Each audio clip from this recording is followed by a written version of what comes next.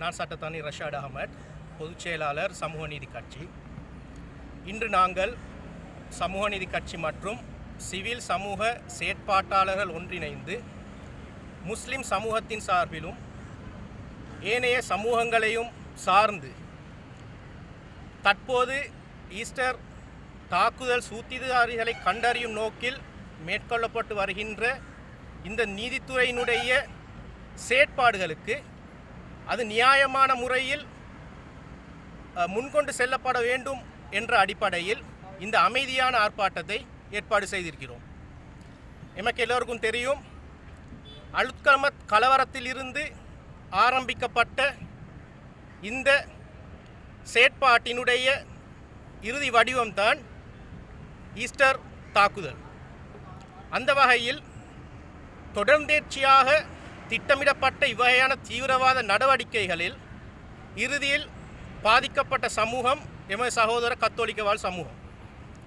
அந்த அடிப்படையில் குறிப்பாக கத்தோலிக்க சமூகத்தின் அநியாயமாக கொல்லப்பட்ட அந்த உயிர்களுக்கு நியாயம் வேண்டியும் அதேபோன்று அதை தொடர்ந்து வந்த நிகழ்வுகளால் பாதிக்கப்பட்ட ஏனைய சமூகத்தினருக்கும் அனைத்து இலங்கையர்களுக்கும் முறையான நீதியை பெற்றுக் கொடுக்க வேண்டும் என்ற அடிப்படையிலும் அரசாங்கத்தை வலியுறுத்தி இந்த அமைதி வழியான ஆர்ப்பாட்டத்தை நாம் ஏற்பாடு செய்திருக்கிறோம்.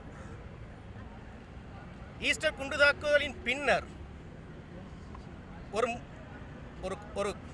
இன்னொரு சமூகம், இலங்கையில் உள்ள கத்தோலிக்க சமூகம் முழுமையாக பாதிக்கப்பட்டு அவர்களுடைய உயிர்களை இழந்து அவர்களுடைய மத வழிபாட்டு தலங்கள் மீது நடத்தப்பட்ட தாக்குதல் மூலமாக அவர்களுடைய பாதுகாப்பை இழந்து பரிதவித்த அந்த நேரத்தில் இன்னும் ஒரு வகையான வித்தியாசமான ஒரு உளவியல் ரீதியான தாக்குதல், ஒரு பொருளாதார ரீதியான தாக்குதல் இலங்கையில் உள்ள முஸ்லிம் சமூகத்தை நோக்கி கட்டமைக்கப்பட்டது.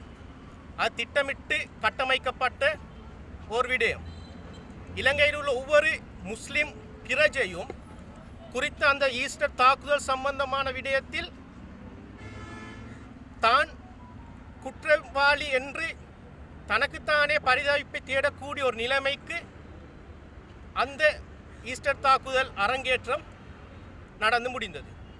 அந்த வகையில் தற்போது நீதித்துறை சுயாதீனமான முறையில் செயற்பட்டு ஈஸ்டர் தாக்குதலினுடைய சூத்திரதாரிகளை கண்டறியும் நோக்கில் நீதித்துறையினுடைய அனைத்து விதமான சுயாதீன தன்மையையும் பயன்படுத்தி அதனுடைய விசாரணைகளை முன்னெடுத்து செல்கின்ற இந்த நேரத்தில் ஒரு சில சக்திகள், இதற்கு முன்னால் அதிகாரத்தில் இருந்த, இதற்கு பின்னரும் அதிகாரத்தை எதிர்நோக்கி இருக்கக்கூடிய சக்திகள் இத்தகைய நீதித்துறை நடைமுறைகளை குழப்பக்கூடிய விதங்களில் செயற்பட்டு வருகின்றார்கள்.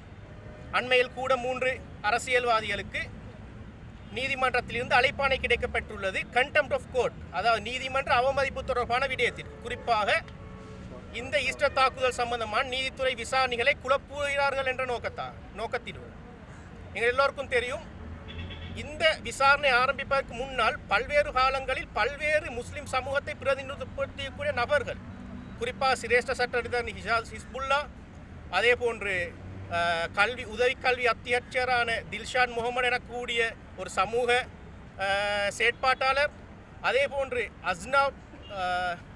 அஹ்னாஃப் ஜசீம் எனக்கூடிய கவிஞர், இவர்கள் அனைவரும் பல்வேறுபட்ட குற்றச்சாட்டுகள், போலியான குற்றச்சாட்டு அடிப்படையில் வெவ்வேறு காலங்களில் கைது செய்யப்பட்டு தடுத்து வைக்கப்பட்டு விசாரிக்கப்பட்டிருக்கிறார்கள்.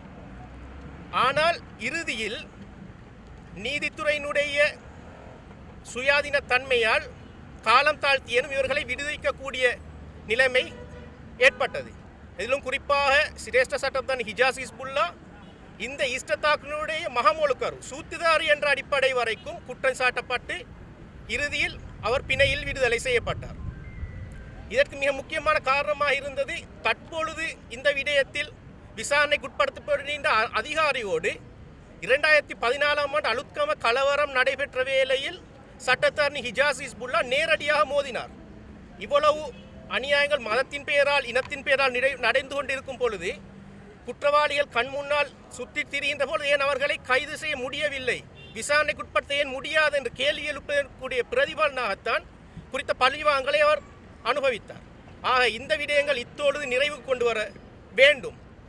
ஒவ்வொரு முஸ்லீமும், இந்த நாட்டில் இருக்கக்கூடிய ஒவ்வொரு முஸ்லீம் குடிமகனும் தனது தலையில் இந்த குற்றவாளி என்ற சுமையை சுமந்து கொண்டு இன்னும் நடமாட முடியாது. கத்தோலிக்க சமூகம் முழுமையாக பாதிக்கப்பட்ட அந்த சமூகத்திற்கு முறையான முறையில் நியாயத்தை பெற்றுக் கொடுக்க வேண்டும்.